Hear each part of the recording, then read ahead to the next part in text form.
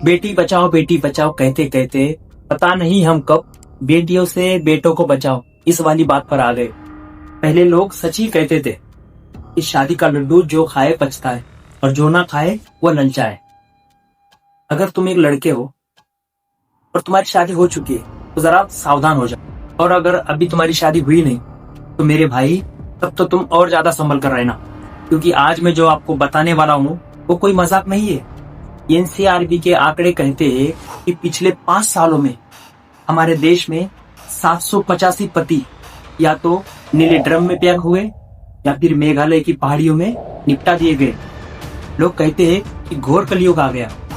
सच में घोर कलयुग आ चुका है, क्योंकि जैसे मामले निकल कर सामने आ रहे हैं वो इस बात की पुष्टि भी करते हैं। तो पिछले कुछ महीनों में हमने देखा कि किस तरीके से खबरें सामने आ रही है, जहां पत्नियों ने अपने प्रेमियों के साथ मिलकर या फिर खुद अकेले ही अपने पति को मौत के घाट उतार दिया। मानो जैसे कंपटीशन चल रहा है कि कौन ज्यादा बेरहमी से अपने पति को मारता है। तो सबसे ताजा मामला, जो सबसे बहुचर्चित मामला था, वो था मेरठ का, जो आप सबने सोशल मीडिया के माध्यम से देखा ही होगा, जहां उस मुस्कान ने अपने प्रेमी साहिल के साथ मिलकर अपने पति सौरभ को मौत के घाट उतार दिया। नीले रंग के ड्रम में सीमेंट के साथ उसके छोटे छोटे टुकड़ों को सील कर दिया।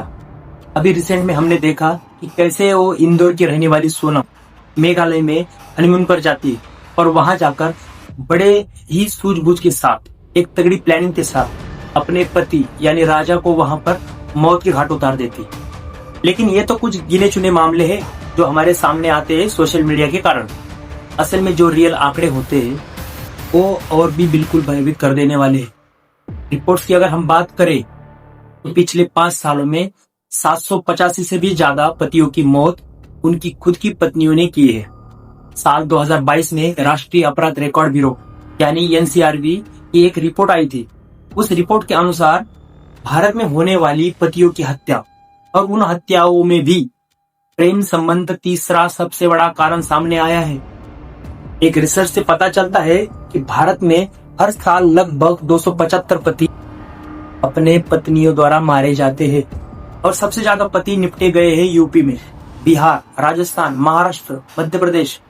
उत्तर प्रदेश में पिछले 5 सालों में 275 पतियों की हत्या हुई, बिहार में 186, राजस्थान में 138, महाराष्ट्र में 100, तो मध्य प्रदेश में 87।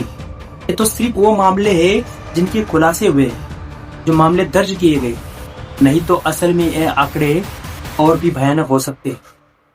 आज हम पत्नी द्वारा झूठे केसेस, झूठे आरोप, हैरेसमेंट से परेशान होकर जान देने वाली पतियों की बात नहीं कर रहे। अगर उनको भी हम इन आंकड़ों के साथ जोड़ेंगे तो शायद आपके पैरों तले से जमीन खिसक जाएगी। और अब सवाल ये उठता है, आखिर ये हो क्या रहा है? पत्नी जो अपने पति की लंबी आयु के लिए करवा चौथ रखती है, तीज रखती है और सावित्री की पूजा करती है, वही पत्नियां अपने ही पतियों को मौत के घाट उतार रही है।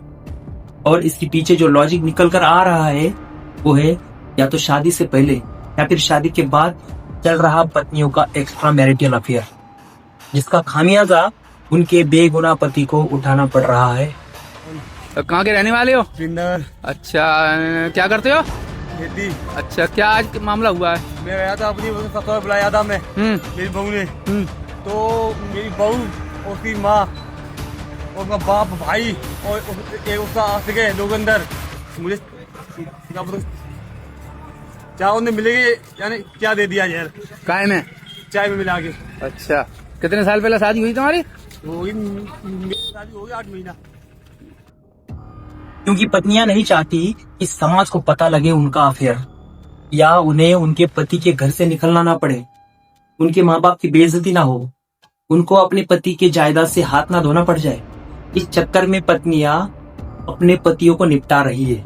शादी ब्याह के मौसम से ठीक पहले फिरोजाबाद से रिश्तों को शर्मसार करने वाली खबर सामने आई है।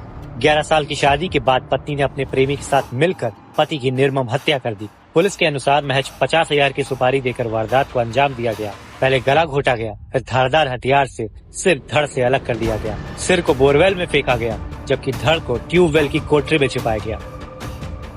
एक जमाना था जब लोग अपना प्यार पाने के लिए अपना घर छोड़ते थे, और ये आज कैसा कलयुग आ गया है जहां लड़कियां अपना पास्ट छुपाने के लिए अपने पति के घर जाती है, वहां रहकर भी वो अपना चक्कर चलाती, और उस चक्कर की भनक उस पति को लग जाए तो उसको कानून का डर दिखाती है।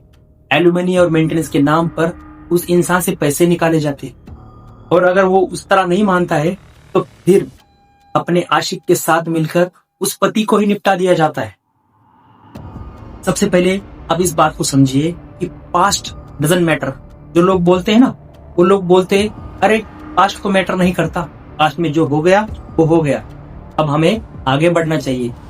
मेरे हिसाब से तो ये सबसे बड़ा स्कैम है, और इस जनरेशन के लिए ये सबसे बड़ा ट्रैप है। दरअसल लिबरल लॉबी का ये फेवरेट डायलॉग है, पास्ट मत देखो, प्रेजेंट को देखो। अरे बैंक्स भी आपको लोन देते वक्त आपका पूरा पास्ट चेक करती है, लेकिन शादी, जहां पर आपको एक व्यक्ति के साथ, खासकर अरेंज मैरिजेस में, आपको एक अजनबी व्यक्ति के साथ अपना पूरा जीवन गुजारना है। शादी को पूरा धंधा बना लिया है। बस कैसे भी करके लड़के को मजबूर करो और उसके पास से पैसे लो, पैसे निकालो, पैसे। उसमें अगर आप उसका पास्ट पूछ लो तो आप टॉक्सिक हो। दोस्तों, हम लोग मुस्कान की पूरी कहानी देख चुके, सोनम की कहानी भी देख चुके, अतुल सुभाष, उनकी तरह कई केसेस हम देख चुके। ये सब इसलिए हुआ क्योंकि हम लोगों ने एक छोटे से पॉइंट को इग्नोर किया। पास्ट मैटर नहीं करता है, पास्ट कभी भी इरिलेवेंट नहीं होता है। अगर आप पास्ट को इरिलेवेंट समझोगे तो किसी का घर टूट जाएगा, किसी की मेंटल हेल्थ खराब हो जाएगी, किसी की जान चली जाएगी जो आज हजारों में जा रही है, किसी का परिवार तबाह हो सकता है। पास्ट मैटर करता है, कैरेक्टर भी मैटर करता है, और चॉइसेस भी मैटर करती है।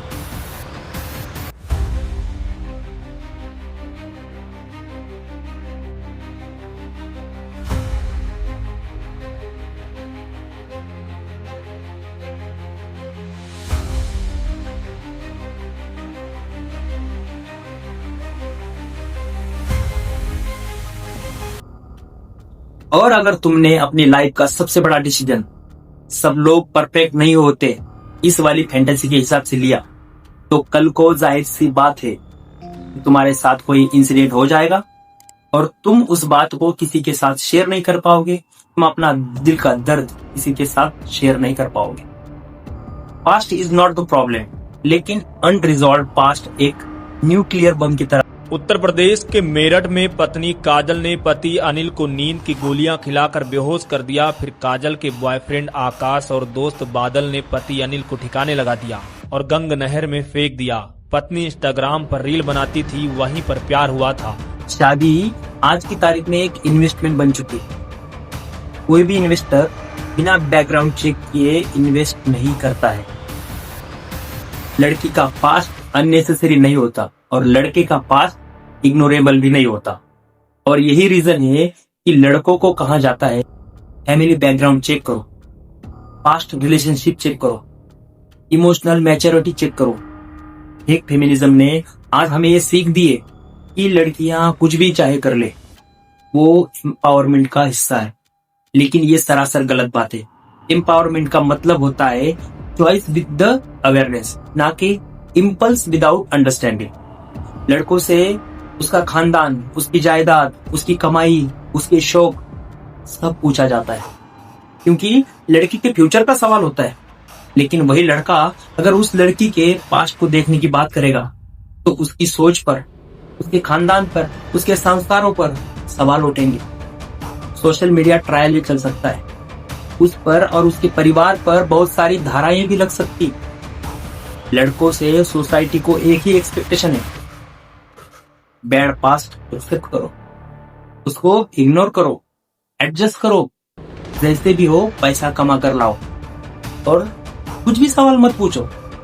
और जब यही सवाल अगर हम लड़कियों से पूछते हैं तो आपकी सोच पर सवाल उठता है। तो दोस्तों, आपको मेरी एक ही राय है, मोहब्बत करो, शादी करो, लेकिन आंखें खोलकर, जरा सोच समझ कर, क्योंकि आज के समय में आई लव यू ये बहुत ही खतरनाक और जानलेवा शब्द बन चुके हैं। बाकी आपकी मर्जी। जय हिंद। और दोस्तों, अगर आप एक मर्द हैं, इस चैनल को सब्सक्राइब जरूर करना। क्योंकि इस चैनल पर मर्द का दर्द छुपाया नहीं, दिखाया जाता है, सुनाया जाता है। धन्यवाद।